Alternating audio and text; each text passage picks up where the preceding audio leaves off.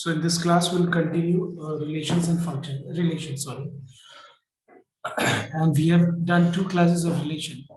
So everyone note down. I'll explain you the third question, and then we'll see how to prove that a relation is not symmetric, not transitive, and not reflexive. ये हम लोग कुछ questions देखेंगे.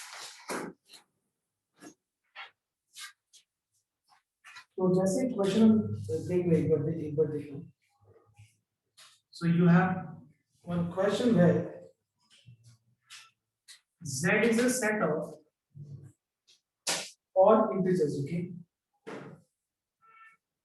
Set of all integers.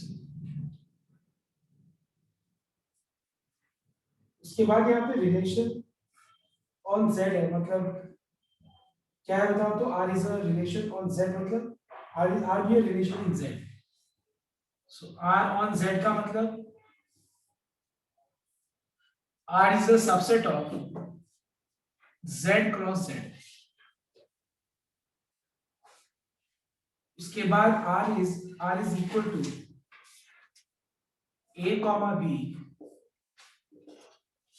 where A minus B is even. A minus B is even. और हम लोग को show करना है कि ये रिलेशन इक्विवेलेंस है. तो ध्यान देना एक बार. कैसे शो करेंगे हम लोग कि R on Z, मतलब R is the proper, I mean subset of Z cross Z.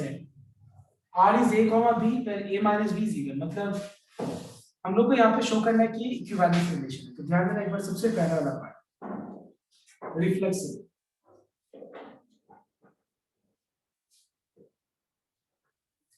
तो सबसे पहले हम लोग को शो करना है कि क्या ये रिफ्लेक्सिव रिलेशन है ये. तो इसका मतलब क्या हुआ रिफ्लेक्सिव रिलेशन का मतलब कि अगर मान लो ये सेट ए है, सॉरी सेट Z है, which is set of all integers, तो इसके अंदर 0 है, 0 के बाद all negative natural numbers and all positive natural numbers, I mean all natural numbers, okay. अगर हम सारे नंबर्स को यहां से लें, यू नो दैट रिफ्लेक्सिव का मतलब क्या होता है. रिफ्लेक्सिव का मतलब होता है कि अगर हम लोग Z से, मतलब जो जैसे R on Z है, तो Z से जितना भी एलिमेंट्स है, सारा एलिमेंट्स का आइडेंटिटी, मतलब -2, -2, -1, -1, 0, 0, 1, 1, मतलब सारा ये कंडीशन को सेटिस्फाई करना चाहिए. तो हम ऐसा तो एग्जांपल लेके तो नहीं कर सकते ना हम लोग कि चलो 0 पे चेक कर लेते हैं कि क्या 0 - 0 इवन है. इवन का मतलब क्या होता है? Anything which is divisible by 2. कोई भी नंबर जो 2 से डिविजिबल हो उसको क्या बोलते हैं हम लोग? इवन नंबर बोलते हैं. तो थोड़ी ना हम लोग यहाँ पे एग्जांपल लेके करेंगे कि 0 - 0 is equal to 0, so 0 is divisible by 2. 1, 1, तो 1 - 1 इज 0, 0 इज डिविजिबल बाय 2. 2, 2, 2 लेते हैं तो 2 - 2 0 होगा, it is also divisible by 2. हम ऐसे करके तो ले नहीं सकते ना. हम लोग ऐसे करके कितना एग्जांपल्स दिखाएंगे? एग्जांपल दिखाने से नहीं होगा. हम लोग को ये देखना होगा कि यहाँ पे जितना नंबर्स है, सेट Z के अंदर जितना भी इंटीजर्स है, सारा इंटीजर्स का आइडेंटिटी एग्जिस्ट कर रही है. तो कैसे शो करेंगे? ध्यान दें. Let A belongs to Z be any arbitrary element. Be any arbitrary element.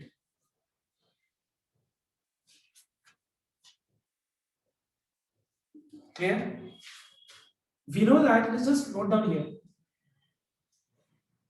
We know that A minus A is 0, which is clearly even.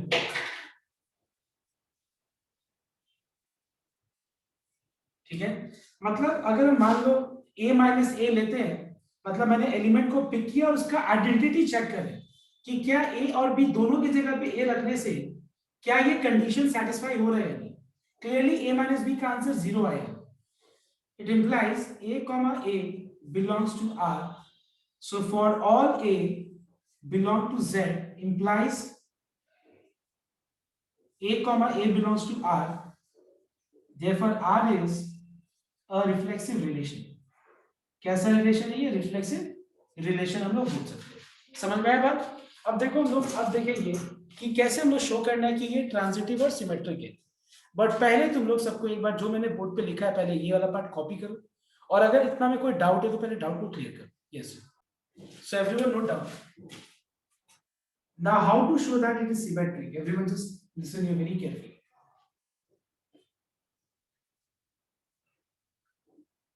देखो सबसे पहले तुम लोग को समझना है कि सिमेट्रिक में हम लोग और रिफ्लेक्सिव में क्या डिफरेंस है। देखो रिफ्लेक्सिव में हम लोग जैसे कि R on Z है, तो Z पे जितना भी एलिमेंट्स है सारा का आइडेंटिटी ये कंडीशन को सेटिस्फाई करना चाहिए, हम लोगों ने देख लिया। बट सिमेट्रिक कैसे प्रूव करना है, ध्यान देने एक बार।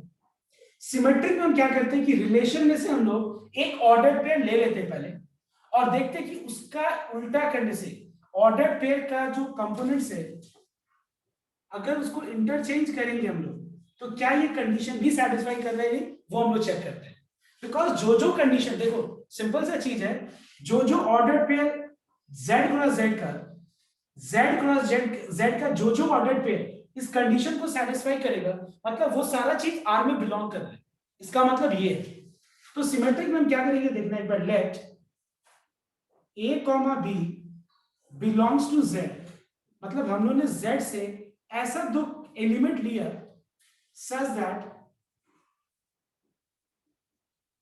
a comma b already belongs to relation R, मतलब हम लोगों ने सेट z से ऐसा दो एलिमेंट को लेट लिया कि वो ऑलरेडी R में बिलोंग कर रहे हैं। इसका मतलब अगर वो R में बिलोंग कर रहे हैं मतलब we know that a comma b belongs to R, मतलब ये कौन सा कंडीशन सेटिस्फाई हुआ था तो ये R में बिलोंग कर रहा है, बताओ तो कौन सा कंडीशन, ये वाला condition. It implies that a minus b is even.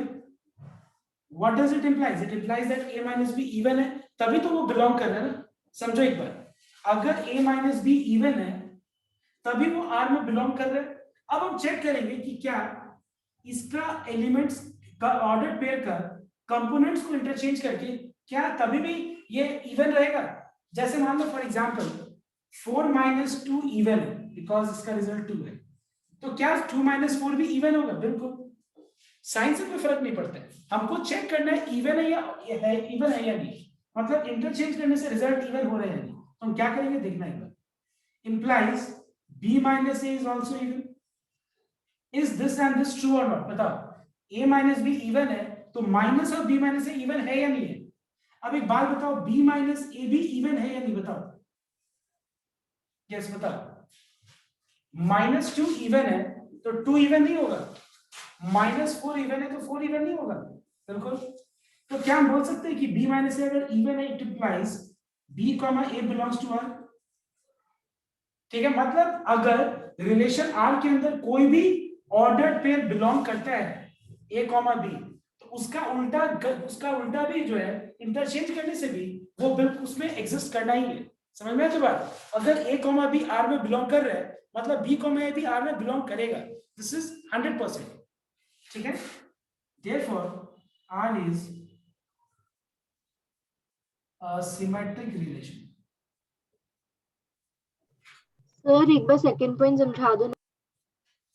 मतलब ये है कि देखो एक बार, ये चीज हम लोग ऑलरेडी अज्यूम कर लिए कि ये R में बिलोंग कर रहा है, इसका मतलब ये कंडीशन सेटिस्फाई हो रहा है। इसका मतलब अगर a minus b इवन है तो मैंने क्या किया, देखो एक बार, यहाँ से मैंने माइनस है मतलब इसको -b + a लिख के -n कॉमन ले लिया, तो बात तो बराबर नहीं हुआ, ये इवन है तो ये भी इवन होगा। और यहाँ से अगर -n हटा दे तो b minus a भी क्या होगा, वो भी इवन होगा, इससे कोई फर्क नहीं पड़ेगा। So therefore we can say that b, a belongs to R, hence R is a symmetric relation। Sir ऐसे अपना मन से हटा सकते हैं क्या साइन? नहीं, ये इक्वेशन थोड़ी ना है, हम ये तो क्या है, ये स्टेटमेंट है, मतलब हम दिखा रहे हैं कि देखो ये इवन है तो ये भी इवन है, ये भी इवन है तो ये भी ये बिलोंग कर रहा है। अब हम ऑब्वियसली अगर x = -2 है तो यहाँ माइनस थोड़ी ना हटा सकते हैं नेक्स्ट स्टेप में, लेकिन ये अलग चीज है, ये क्या है, एक स्टेटमेंट है जहाँ पे हम लोग मतलब एक तरह का हम स्टोरी लिख रहे हैं कि देखो ऐसा अगर हो गया तो ऐसा भी हो सकता है। समझ में? तो ये एक तरह से हम लोग मैथमेटिकल, मतलब सोचो कि मैथमेटिक्स नहीं है, और ये जैसे एक अगर तुमसे कोई पूछे कि क्या a minus b इवन है तो तुम्हारा आंसर क्या होगा, यस। क्या minus of b minus a even है, यस। क्या b minus a इवन है, यस। ऐसे करके हम लोग प्रूव कर रहे हैं, इस तरह से ये प्रूव होगा। ठीक है, हमको समझ में आ रहा है कि तुमको लोग को ये समझ में नहीं आ रहा कि माइनस कैसे हटा दिया, बट एक्चुअली हम लोग शो कर रहे हैं कि क्या a minus b इवन है तो b minus a भी इवन होगा यार। तो हम हर एक स्टेप में हम दिखा रहे हैं कि क्या ये ऐसा हो सकता है। समझ में आएगा ना? एक बार कॉपी करना यहाँ तक. Everyone note down the last third thing, transitive.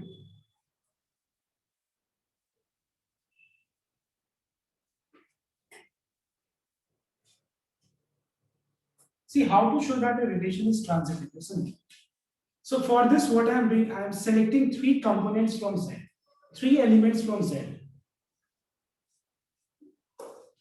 such that A comma B, B comma C already belongs to R. मतलब हम लोगों ने ऐसा तीन कंपोनेंट्स को Z से पिक किया है कि उसका A comma B और B comma C already R में बिलोंग कर रहा है. So we know that A comma B belongs to R. अच्छा, इसका मतलब क्या हुआ? A comma B अगर R में बिलोंग कर रहा है, इसका मतलब A minus B क्या है बताओ तो?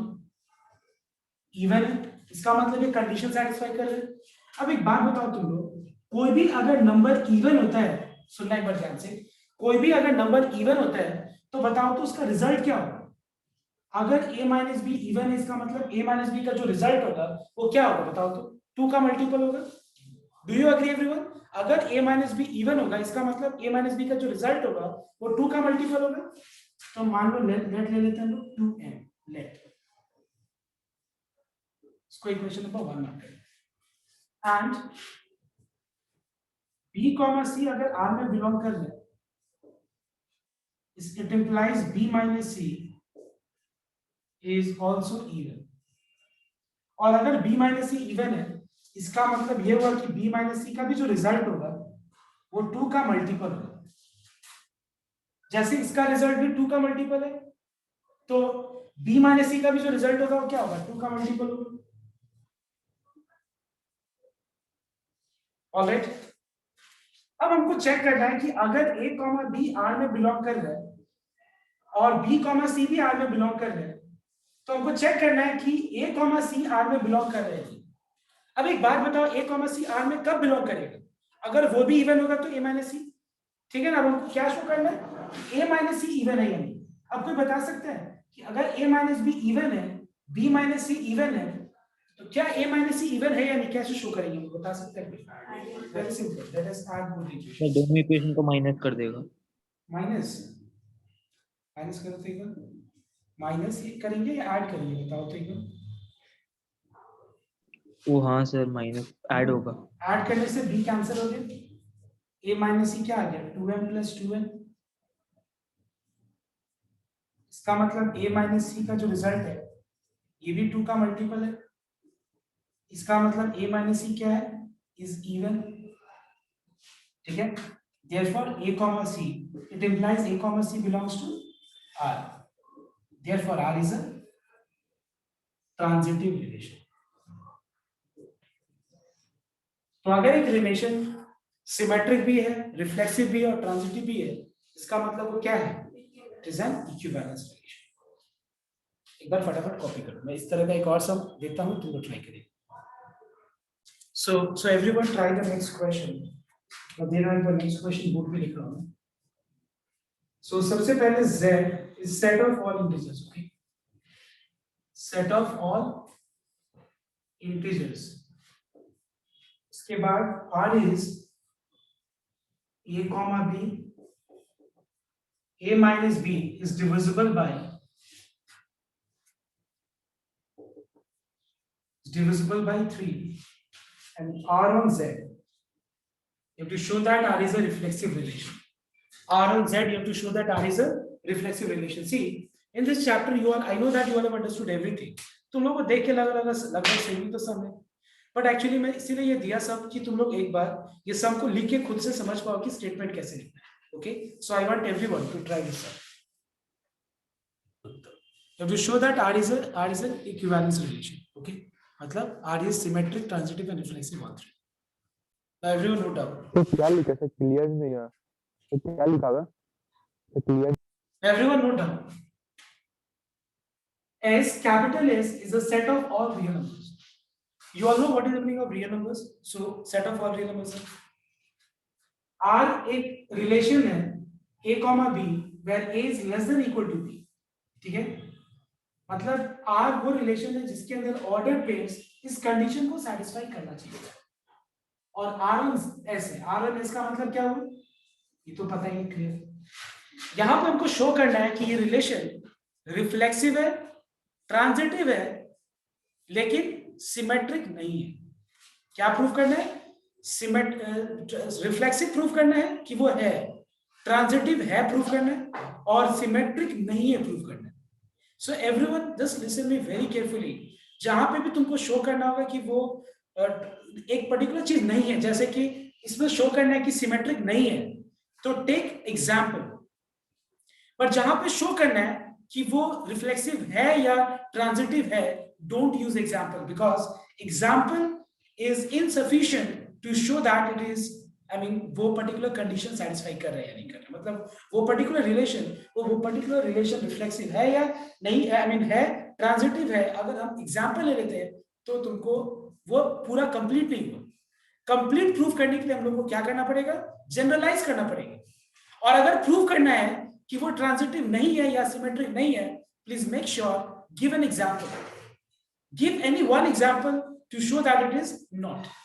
जैसे ध्यान देना एक बार, यहां पे हमको शो करना है कि ये रिफ्लेक्सिव है, number 1,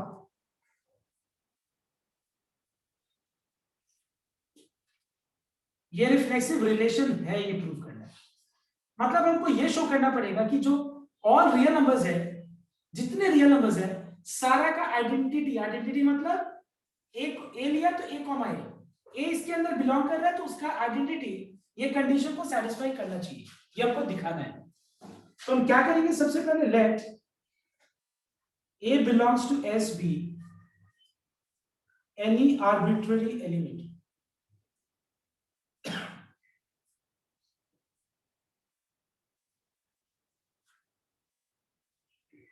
Clear? Now, see, listen here everyone. We know that अगर हम इस एलिमेंट का आइडेंटिटी चेक करें तो ये क्या कंडीशन सेटिस्फाई करेगा या नहीं करेगा, बताओ। क्या a इज लेस देन और इक्वल टू a, ये ट्रू है या फॉल्स है, बताओ। अब तुम लोग सोच रहे होगा सर ये लेस देन तो हो ही नहीं सकता है। देखो मैं बता दूं, ये लेस देन इक्वल टू दोनों कभी साथ में नहीं होगा।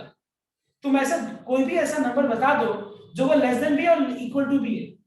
कोई भी ऐसा रियल नंबर बता दो कि वो लेस देन भी होगा और इक्वल टू भी होगा। देखो ऐसा तो कभी हो ही नहीं सकता है। ये इसका मतलब ही क्या होता है, a less than equal to B का मतलब क्या है, या तो वो लेस देन सेटिस्फाई करेगा तो इसके अंदर लिख दो, अगर वो इक्वल टू होता है तो इसके अंदर लिख दो। मतलब ये क्या है, is true, we can see that it is true. It implies a comma a belongs to r for all a belongs to s, we can say खत्म। therefore r is a reflexive relation. I hope you all have understood everyone. Yes everyone? Okay, now see next. Now let us show that it is transitive. और फिर हम बताएंगे non symmetric कैसे prove नहीं करना, कैसे symmetric नहीं है प्रूव करेंगे, पहले ट्रांजिटिव प्रूव करें।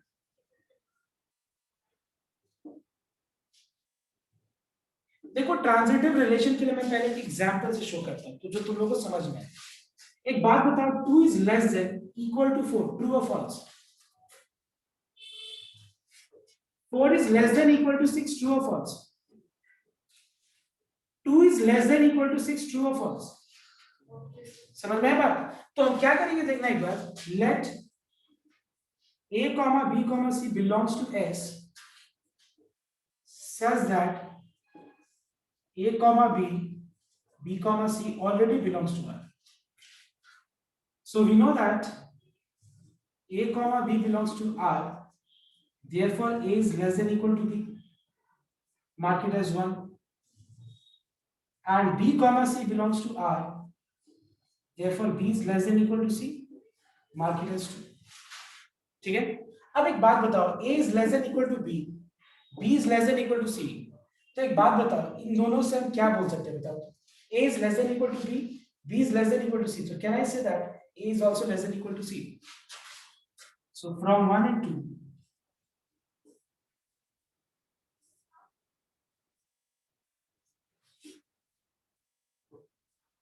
a is less than equal to c, it implies A comma C belongs to R.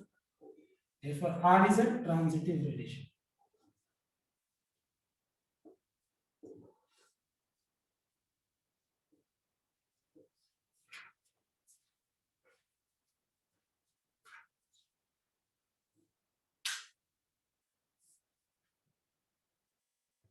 Proof करना है कि नहीं, सिमेट्रिक नहीं है, नॉन सिमेट्रिक।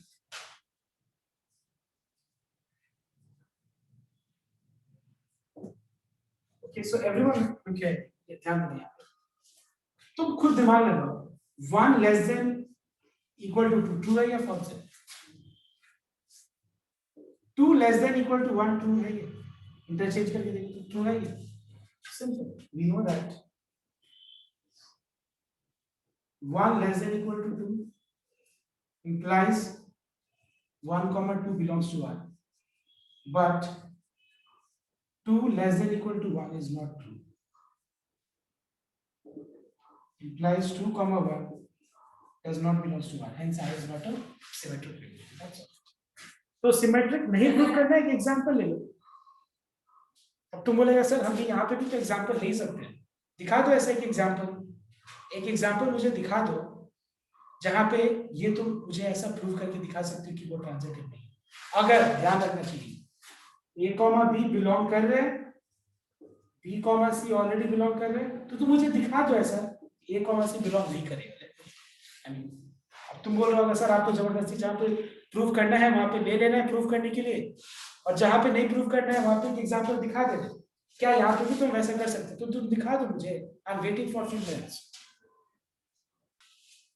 ये करने के बाद मैं जो नेक्स्ट सम दे रहा हूँ उसमें भी वही करना है कि शो दैट इट इज, हमें कोई भी लिख सकता है कि इट इज नॉट ट्रांजिटिव या नॉट सिमेट्रिक या नॉट रिफ्लेक्सिव, तो वहां पे एग्जांपल लेना पड़ेगा। तो ध्यान देना एक बार, आर.एस. अग्रवाल का मैं पहले बता दूं, ये मतलब हम लोगों ने आज सारा टाइप सम कवर कर लिया, ये एक बाकी था ये सब टाइप, ठीक है। अब ध्यान देना एक बार, रिलेशंस में एग्जांपल में ऐसा बहुत सारा सम है। अब तुम लोग सोचेगा कि एग्जांपल मेरे दिमाग में कैसे आएगा कि कौन सा एग्जांपल लेना है, तो देखो वो सब का कोई हेल्प नहीं कर सकते हम, तुमको वो सब प्रैक्टिस से आएगा कि तुमको कैसे पता चलेगा कि ये एग्जांपल ही लेना है, ये एग्जांपल ही लेना है, वो तुमको प्रैक्टिस से आएगा। Then you for that you have to practice. तो मैं आज तुम लोग को जो सम्स दूंगा होमवर्क में, ये सारा सम्स एक बार तुम लोग ट्राई करना, ठीक है। फिर एक बार ये कॉपी करना पड़ेगा सबसे। So I think it is clear to everyone, okay. So these are the things, see you all have to practice. मतलब जब तक तुम खुद से लेकर के घर में बैठ करके इसको प्रैक्टिस नहीं करेगा, क्लियर ही नहीं होगा ये ऐसा टॉपिक है। तुमको समझ में आ रहा है कि ये क्या है, हो क्या रहा है, तुमको सब समझ में आएगा, लेकिन मैं नेक्स्ट सम दे दूं तो क्या लिखे समझ में नहीं आएगा। तुमको समझ में आ रहा है कि मतलब ये क्वेश्चन देख के समझ में आ जा रहा है, लेकिन but you will not be able to write represent. So what you have to I mean learn in this chapter is how to represent. For that I will give you several examples. तो क्या करना तुम लोगों को, सारे examples को पहले solve करना। इससे क्या है कि तुम लोग को एक प्रोसेस पता चल जाएगा कि लिखना कैसे है, ठीक है। और एक क्लास में हम लोग डाउट्स वो सारे क्वेश्चंस का सॉल्व करेंगे।